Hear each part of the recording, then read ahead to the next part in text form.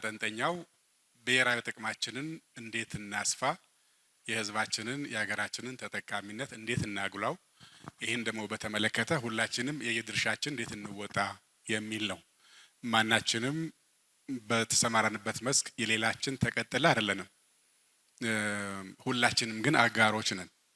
አጋርነቱ ደግሞ ለጋራ አላማ ነው። ምክንያቱም አላማውን በጋራ ሼር ስለምናደርገው ለልጆቻችን ለራሳችን የምትሆን ሀገር የመፍጠር ወይም የምንቀናባቸው ሀገሮች የደረሱበትን ምክንያት በመኮረጅ ከሱ ውስጥ በእኛ ሁኔታ የትኛውን መተግበር እንችላለን፣ ማን ምን ስላደረገ አሁን ምንቀናባቸው ሀገሮች አሁን የደረሱበት ደረጃ ደረሱ ሚለውን ወስደን የደረስንበትን ደግሞ ይዘን መናራገፈውን እያራገፍን መናጎለብተውን እያጎለበትን እርስ በርስ እየተማማርን እንዴት እንዝለቅ የሚል ነው ዋናው ሀሳቡ።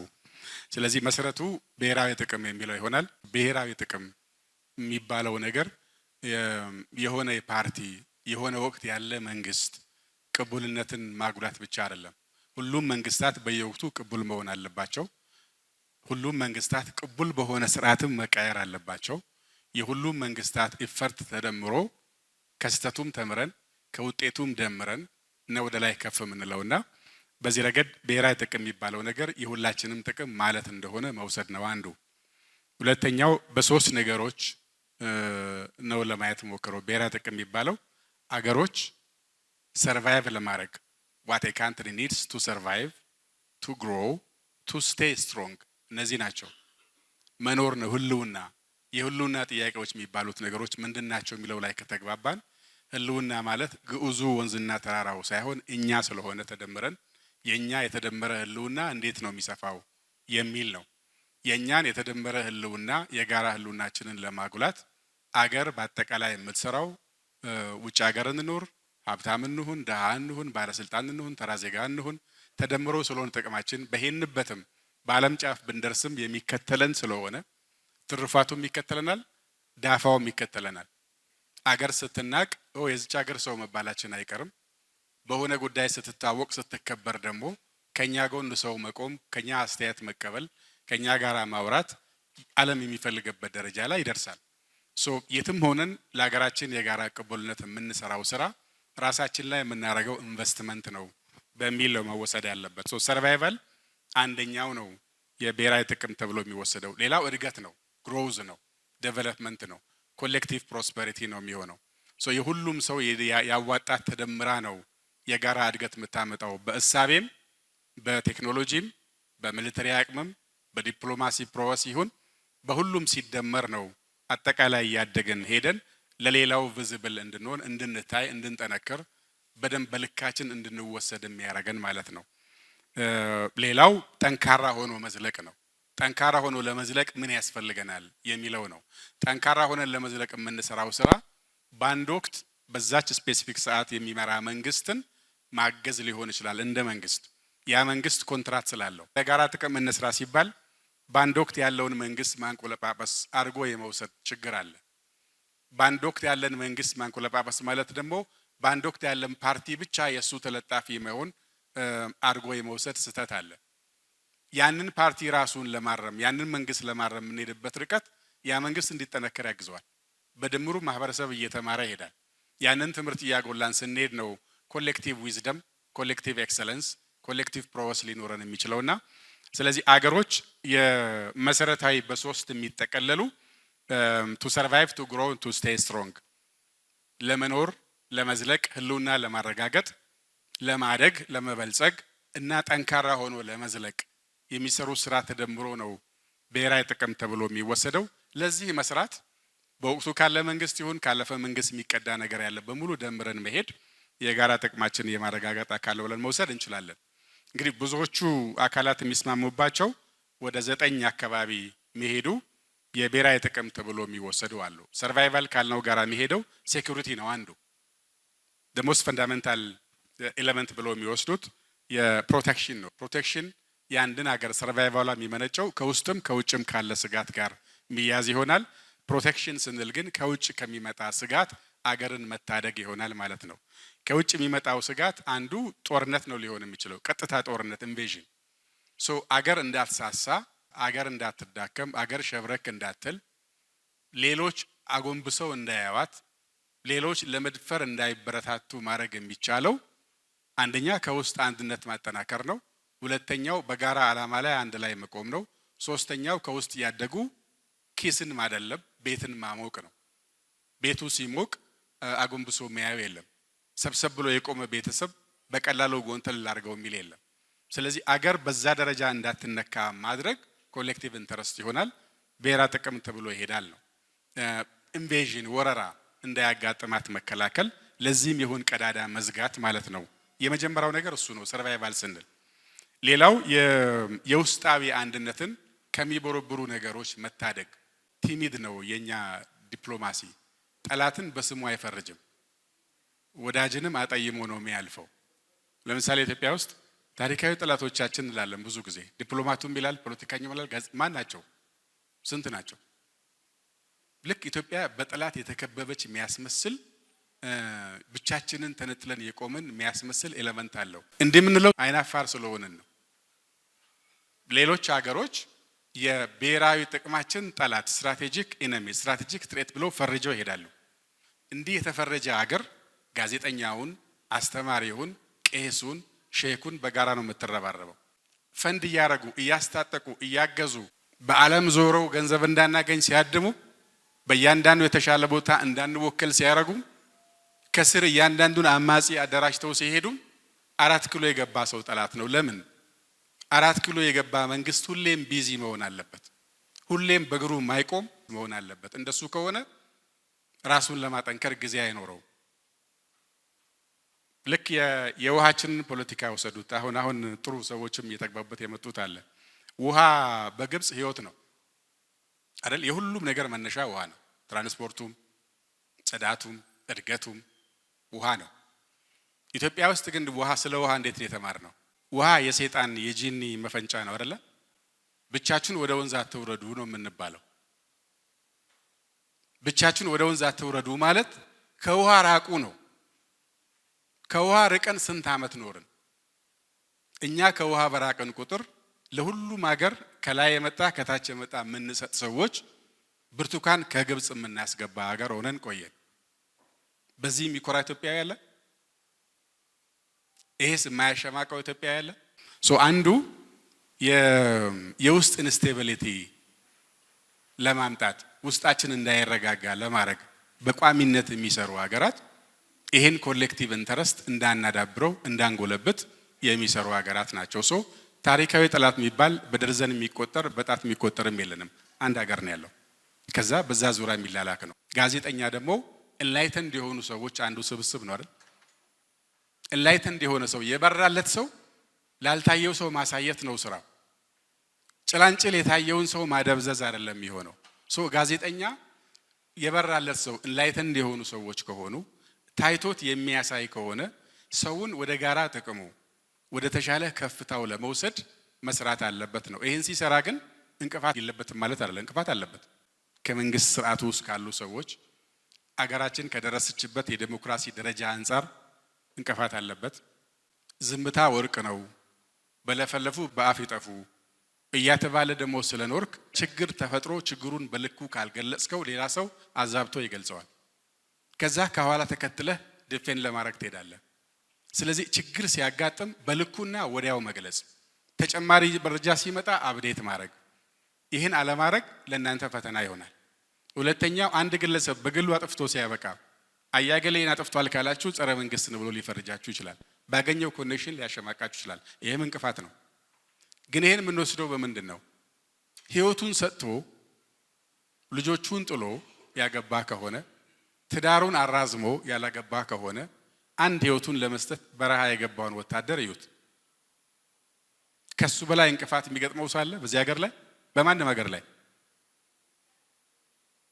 ወታደሩ ሁሉ ነገር ጥሎ ራሱን ለመስጠት እዛ ደረጃ ከሄደ ቤት ተኝተን የቻልነውን ለብሰን የቻልነውን በልተን በተመቸ ጊዜ ወጥተን ተናግረን ትንሽ ግልምጫ ትንሽ ቁንጥጫ ቢያጋጥመን ምን አለበት?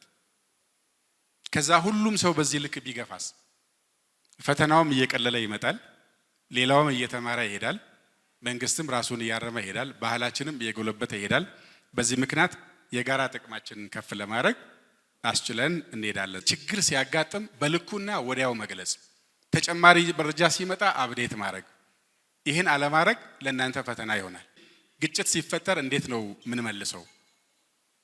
ችግሮች ሲፈጠሩ እንዴት ነው ህዝቦች እንዳይጣሉ በእምነት ይሁን በባህል ይሁን በቋንቋ ይሁን እንዳይበተኑ ከልዩነታቸው ይልቅ ያለው ጥንካሬያቸው አንድነታቸውን አጉልቶ በማሳየት ልዩነትን ማኔጅ አድርገን ግን ወደ ተሻለ አንድነት ለመምጣት ማሳየት ላይ እሱን እንዴት ነው የምናዳብረው የሚል ነው። ሴኩሪቲ የውስጥ አንድነት የጋራ ጥቅማችን ከሆነ፣ ሁለተኛው ናሽናል ኢንተረስት የሚባለው ኢኮኖሚክ ፕሮስፐሪቲ ነው፣ እድገት ነው። ሁሉም ሰው በአቅሙ ልክ የሚቋደሳት የሆነች የጋራ ማዕድ እንድትኖር ማድረግ ይሆናል። ስቴቢሊቲ ካለ ኢኮኖሚክ ስቴቢሊቲ ካለ ግሎባል ኢንፍሉዌንሳችን፣ ተደማጭነታችን፣ አውቶሪቲያችን እየጨመረ ይመጣል። የለመነ ሰው አጎንብሶ ስለሆነ የሚቀበለው ለመነ ስታበቃ አጎንብሰ ስታበጣ ኮራ ኮራ ማለት አችልም። እንዲህ ማድረግ አይቻልም። እንዲህ ልብሱን እንዲህ ማድረግ የሚችል ሰው የሰጠ ሰው ነው ወይም የማይጠይቅ ሰው ነው። አጎንብሶ የሚቀበል ሰው በኩራት ውሳኔ መወሰን አይችልም። ማን ይቀየመኝ ይሆን እችን ካልኩ ምን ያሳጡኝ ይሆን እያልክ ነው የምትቀጥለው። የኮራ ዜጋ ለመሆን ከፈለግን የኮራች አገር እንድትኖረን መስራት አለብን ማለት ነው። ይሄ ደግሞ ኢኮኖሚክ እድገቷ እንዲመጣ የውስጥ ሰላሟ መጠንከር አለባት፣ የውጭ ጥቃቷን ደግሞ መከላከል አለብን። ይሄ እንዲሆን በትርክትም መስራት ነው፣ በመከላከያም መስራት ነው፣ ለጋራ በምናደርገው የኢኮኖሚክ እድገትም መስራትን ያመጣል ነው። ሌላው ሶስተኛው ፖለቲካል ስቴቢሊቲ የሚለው ነው። ፖለቲካዊ አጠቃላይ ድባቡ የተረጋጋ እንዲሆን የማድረግ ጉዳይ፣ ፐብሊክ ኦርደር እንዲመጣ፣ ሩል ኦፍ ሎው እንዲጎለብት መስራት፣ የፈንክሽኒንግ ገቨርንመንት እንዲሆን የማይላጋ የማይናወጥ በየሰበብ አስባቡ ግራና ቀኝ የማይሄድ መንግስት መሆን አለበት። ይሄ ሲሆን ለፈንዳመንታል ጥቅሞቹ የሚሰራ ጊዜ ያገኛል፣ ትኩረት ያገኛል፣ ጡንቻ ያገኛል፣ መሰል ያገኛል።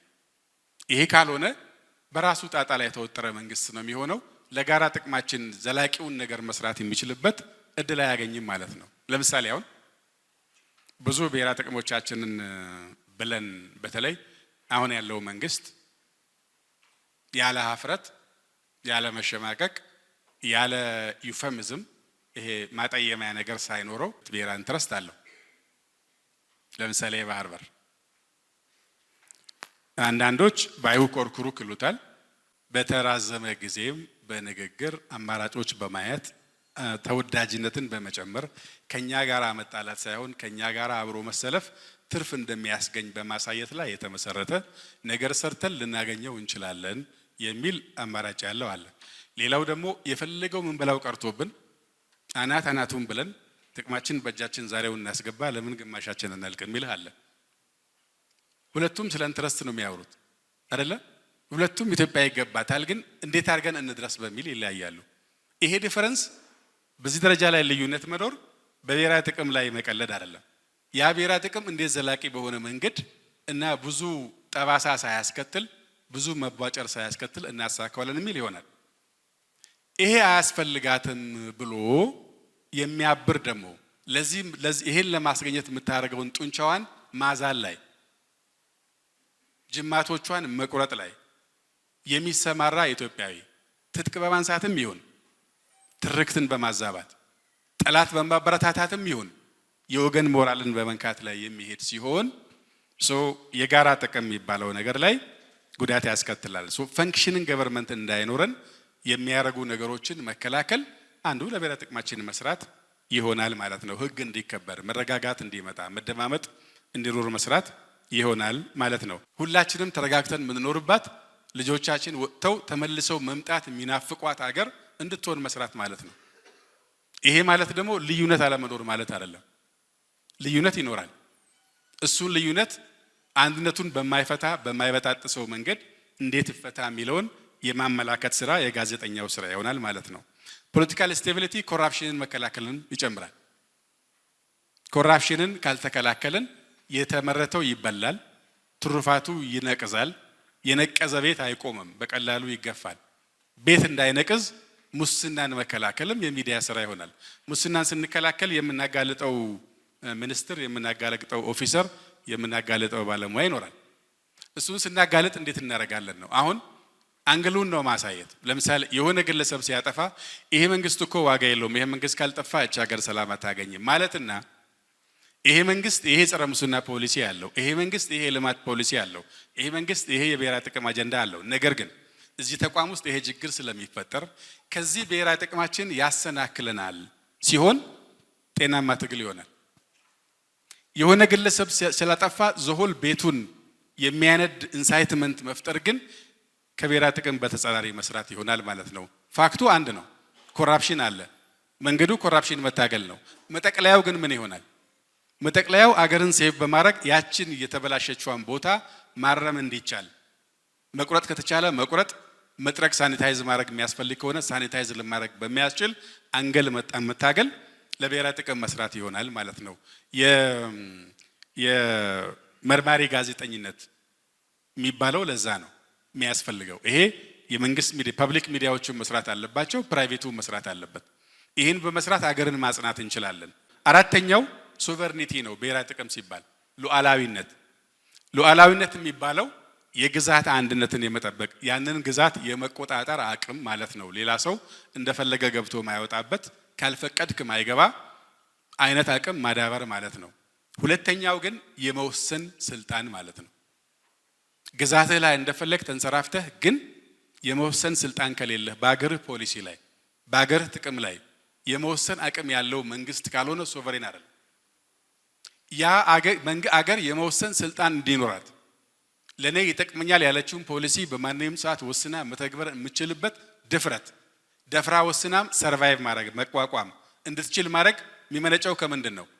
ከውስጥ ሰላምና አንድነት፣ ቀጣይነት ካለው እድገት፣ በጋራ ትርክት በጋራ ጥቅሞቻችን ዙሪያ ተመሳሳይ አታይ እና በተመሳሳይ አቅጣጫ መዝመት ካለ አሁን ይሄ መንግስት ለምሳሌ የስንዴ ሉዓላዊነት የሚለው ለምንድን ነው? በሆነው ልክ አንታወቅም። በሆነው ልክ የማንታወቀው ሌሎች እየሳሉን እየገለጹን ስለሄዱ እኛ ደግሞ በጋራ ተመሳሳይ ትርክት ስለሌለን አንዳንዴም በራሳችን ላይ ስለምንዘምት አንዳንዴም በልጆቻችን ነገ ዕጣ ፈንታ ላይ ስለምንዘምት ይሄ ያመጣብን ጣጣ ስላለ የመወሰን አቅማችን ይሸብረክላል።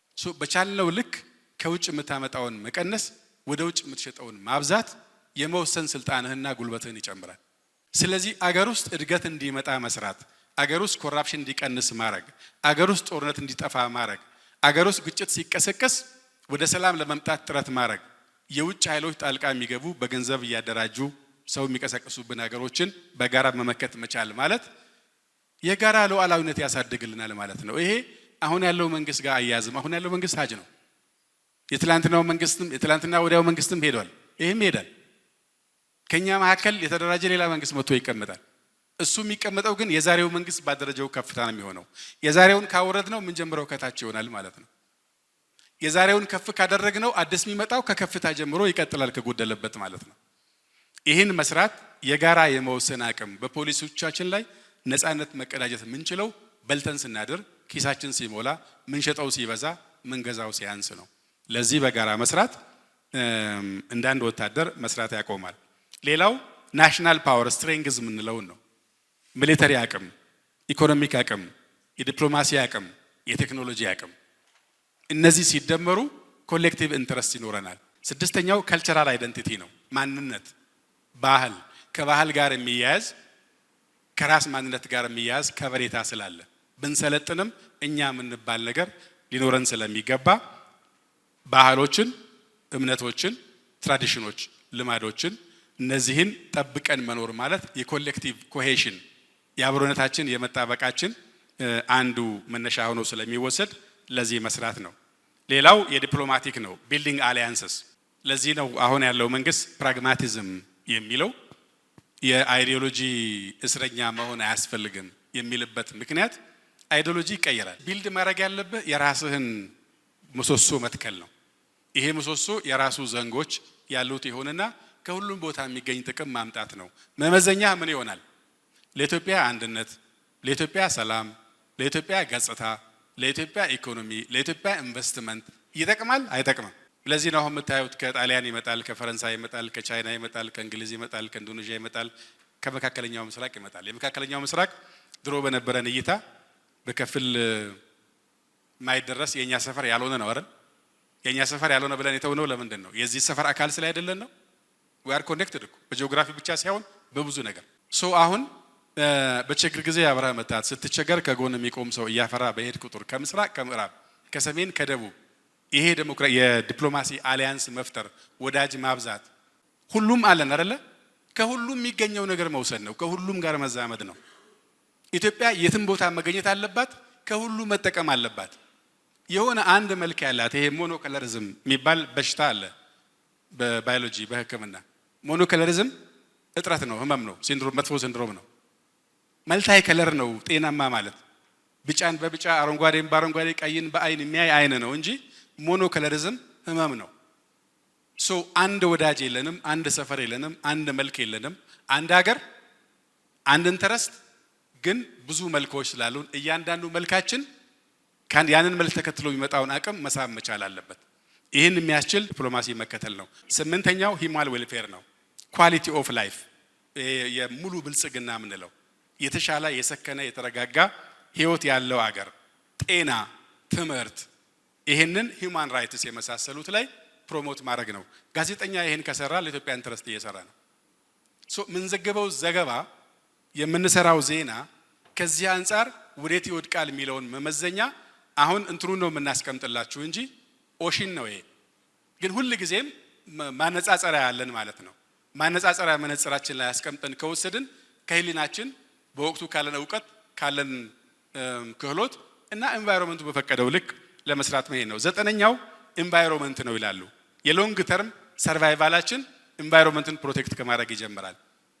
26-30 ሚሊዮን ሰው እያንቀሳቀስን ዛፍ ምን ተክለው ያለንበትን አካባቢ ካላረቅ ነው ከሱ ጋር ካልታረቅን ነጋችን አስቸጋሪ ስለሚሆን ነው።